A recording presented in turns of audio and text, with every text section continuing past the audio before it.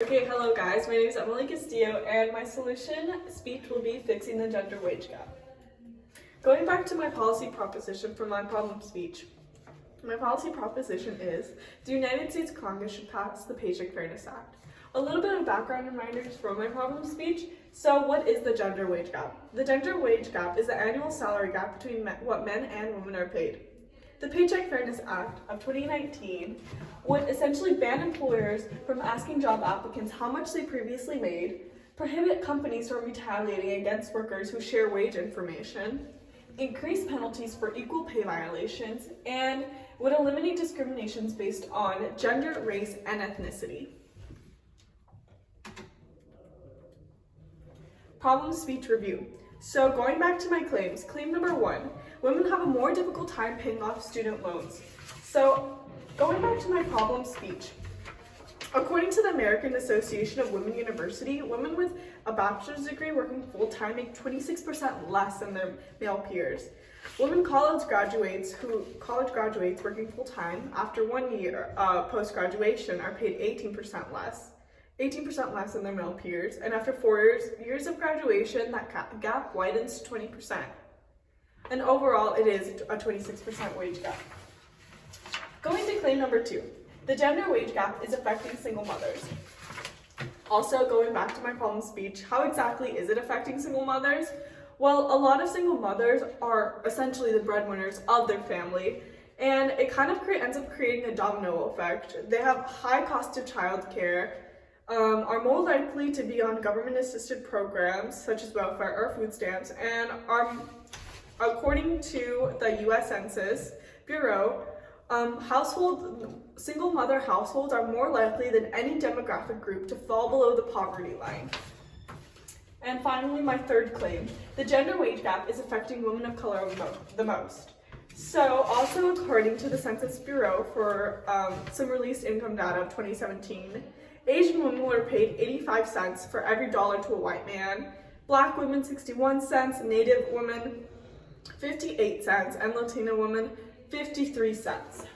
So my solution in order to solve these problems would be, so in order to close the gender wage gap, Congress, including both the House of Representatives and the Senate, would need to pass the Paycheck Fairness Act.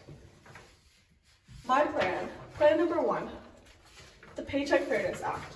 So according to the AAWU, the Paycheck Fairness Act will ensure equal pay for equal work done, enabling any minority group, race, or ethnicity to receive the same amount of income as everyone else within the same position, given of course that they have the same background, such as level of education. It will substantially reduce the number of working women earning unfairly low wages, thereby reducing the dependence on public assistance. That is information I got from Congress.gov. Also promoting stable families by enabling all family members to earn a fair rate of pay. And it also remedies the effects of past discrimination on the basis of sex and ensuring that in the future, workers are afforded equal protection on the basis of sex. So here I have some pictures. It kind of just shows the 2018 earnings ratio, what women make divided by what men make. And here it does show white women, women overall, Black moms, Native women, and Latina women.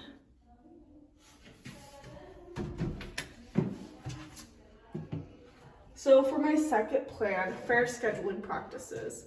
So women, especially of color, are more likely to work in low-wage jobs, which are usually not based or respect one's own personal schedule. And what I mean by one's own personal schedule is women have children, single mothers especially, they often, a lot of times their work schedule interferes with, oh, I have to pick up my child from this place, from school, from this practice, from this and that. It varies on that. Also with a lot of students, a lot of times jobs don't work according to their own schedule, and of course they need to pay off their own debts. And by scheduling fair work scheduling practices, They could be offered flexible hours and paid leave. And also this can offer transparency with employees about salary ranges and how compensation is essentially decided. So here, going back onto how people spend their time, of course, especially mothers, these are minutes: active care work, housework, paid work.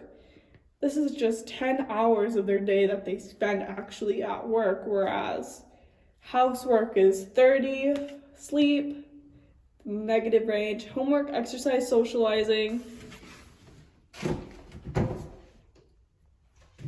And for my third plan, a national paid family and medical leave insurance program. So a paid sick day leave would help new mothers stabilize their job and remain in the same workforce for their entire or desired career.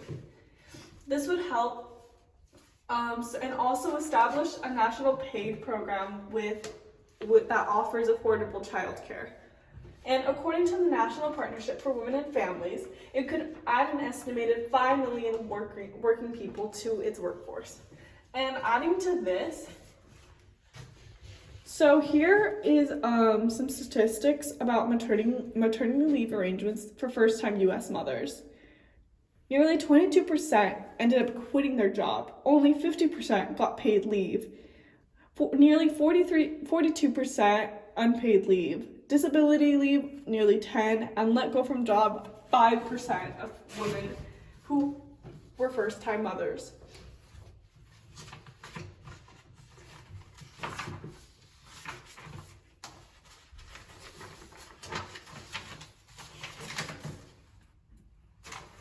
So exactly how would this affect our economy regarding cost, and how exactly could that be worked in to our economy, and just in general the workability of fixing this whole solution as an issue? So some cost. According to the Harvard Business Review, in the past, companies have tried to give female employees a 10% raise, but it later resulted in a major increase for the company.